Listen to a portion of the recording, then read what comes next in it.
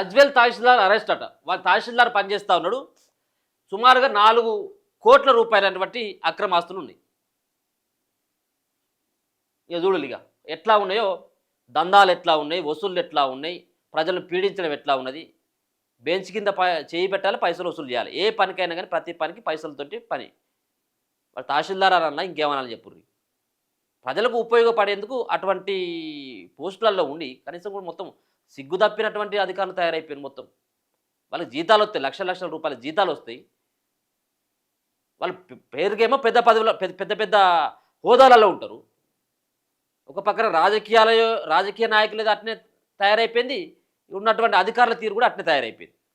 4 కోట్ల విలువైనటువంటి అక్రమాస్తులు జప్తు చేసినట. ఇక రాగానే వీళ్ళు వస్తూ ఉంటే ఏసీపీ అధికారులను చూసి ఇంట్లో కుటుంబ సభ్యులు ఎవరైతే ఉన్నారో 10 లక్షల బ్యాగులు కింద పడేసినట్ట పోయి. దాన్ని కూడా దొరకబట్టుకొచ్చిళ్ళు. ఇదే కాదు, ఇంకా చాలా బినామీల పేరు మీద ఇంకా అక్రమాస్తులు ఉన్నాయట. ఆదాయానికి మించిన ఆస్తుల కేసులో సిద్దిపేట జిల్లా గజ్వేల్ తహసీల్దార్ కమటం శ్రవణ్ కుమార్ను ఏసీపీ అధికారులు శనివారం అరెస్టు చేసిండ్రు. అంతకుముందు శ్రవణ్ కుమార్ ఇల్లు, ఆయన బంధువుల ఇళ్లలో శనివారం ఉదయం నుంచి జరిపిన తనిఖీల్లో దాదాపుగా 4 కోట్ల విలువైన స్థిరాస్తులు గుర్తించారు. 2 ఏళ్లుగా గజ్వేల్ తహసీల్దార్గా పనిచేస్తున్న శ్రవణ్ కుమార్ రోజు కరీంనగర్ నుంచి విధుల నిర్వహణ కోసం గజ్వేల్కు వస్తాడట.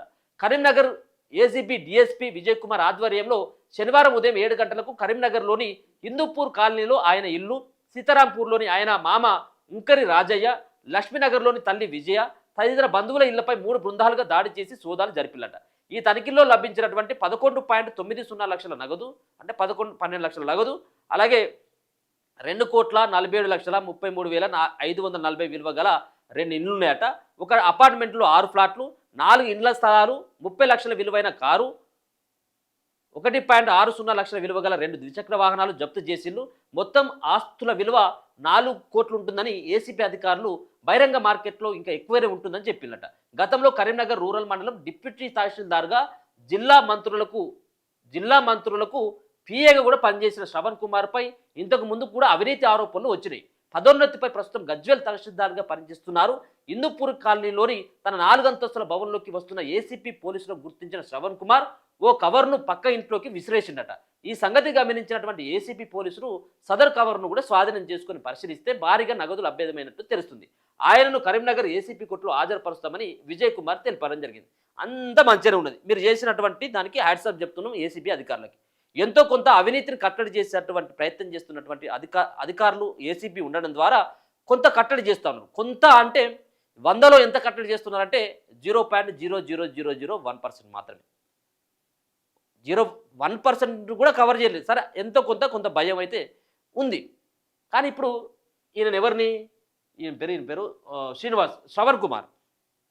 ఈ శ్రవణ్ కుమార్ అన్నటువంటి అక్రమాస్తులు సంపాదించినటువంటి దొంగని ఇలా ఏసీబీ అధికారులు రేపు కోర్టు కూడా ప్రవేశపెడతారు. ఈయనకి ఏమైతుంది అక్రమాస్తులు కూడా పెట్టుకున్నందుకు? ఏమైతుంది? ఉరికమ్మాన్ని ఎక్కిస్తారా? లేకపోతే ఏమైనా జాబును తీసేస్తారా? ఏది ఉండదు. మళ్ళీ చూడండి, ఒక నెల రోజుల తర్వాతనో 2 నెలల తర్వాత, ఇప్పుడు 2 నెలలు మంచిగా తింటాడు ఇక ఇంట్లో ఏముండదు. పోయి జైలుకు పోయి ఊసలెక్క పెట్టేది ఏది ఉండదు. ఏముంటుంది? కొన్ని రోజులు సస్పెండ్ చేస్తారు. దాని తర్వాత ఏమవుతుంది? దాని తర్వాత పదోన్నతులు, ప్రమోషన్సే వస్తాయి. అటువంటి వాళ్ళకి అక్రమంగా కూడబెట్టుకున్నటువంటి ఆస్తులలో దొరికినటువంటి దొంగలకి ప్రమోషన్లు వచ్చి సత్కరించి ఆగస్టు 15నో జనవరి 26నో వీళ్ళకు అవార్డులు ఇచ్చి సత్కరిస్తూ ఉంటారు. అంటే మనం ముందు చేసినటువంటి ఈ యొక్క దోపిడీలు, ఈ అక్రమాలు ఇవన్నీ కనబడాయి. తర్వాత వీళ్ళే ఉత్తమ ఆఫీసర్లుగా మళ్ళీ వీళ్ళే చెలమని అవుతూ ఉంటారు. వీళ్ళని ఏం లేదు, తీసి అవతల పడేయాలి కదా. మొత్తం అంతా కూడా అక్రమాస్తులన్నీ కూడా స్వాధీనం చేసుకొని అది గవర్నమెంట్లో కలుపుకొని ఇంకోసారి కుటుంబ సభ్యులకు కూడా గవర్నమెంట్ అవకాశం ఇవ్వద్దు. ఆ కుటుంబ సభ్యులు ఎవరికి కూడా గవర్నమెంట్ జాబ్కి అవకాశం ఇవ్వకుండా ఒక కఠిన నిబంధనలు పెడితే ఇటువంటి దోపిడీ ఆగుతుంది. ఇక ఇది పెట్టకుండా ఇట్లా సాదుకుంటా 2 నెలలు పక్కకు పెట్టి మనం 3 నెలలు తీసుకొని మనం ఊకుంటున్నాం. ఇప్పుడు మంత్రులకట గతంలో మంత్రులకి పీఏగా పనిచేసిండట. మరి ఆ మంత్రులతో మళ్ళీ పరిచయాలు ఉన్నాయా? ఏం చేస్తాడు? ఆ పరిచయాలతో కోటో 2 కోట్లు పడేస్తాడు, మళ్ళీ వస్తాడు. ఈ గతంలో అట ఇక చూడు, డిప్యూటీ తహసీల్దార్గా ఆయన పనిచేసినట్టు. గతంలో కరీంనగర్ రూరల్ మండలం డిప్యూటీ తహసీల్దార్గా పనిచేసిండు, మంత్రులకి పీఏగా పనిచేసిండట. అంతకు ముందే అంటే డిప్యూటీ తహసీల్దార్గా ఉన్నప్పుడే ఈయన పైన అవినీతి అధికారిగా పేరు ముద్ర పడిపోయింది. అవినీతి అధికారిగా. మరి డిప్యూటీ తహసీల్దార్గానే అవినీతి అధికారిగా ఆరోపణలు వచ్చిన తర్వాత మళ్ళీ పదోన్నతి పైన అంటే పదోన్నతి పైన గజ్వెల్ తహసీల్దార్గా వచ్చిండు చూడలిగా. అంటే ఇక్కడ ఉన్నటువంటి ప్రభుత్వాలు కావచ్చు, అధికార యంత్రాంగం అంతా మొత్తం దొంగలకి సద్దులు కట్టేటువంటి ప్రయత్నం చేస్తూ ఉన్నది. ఏం చేస్తాడు మరిగా?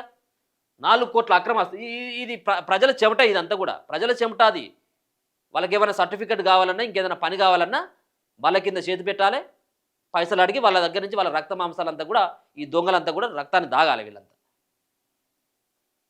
మరి లక్షల లక్షల జీతాలు వస్తూ ఉన్నాయి.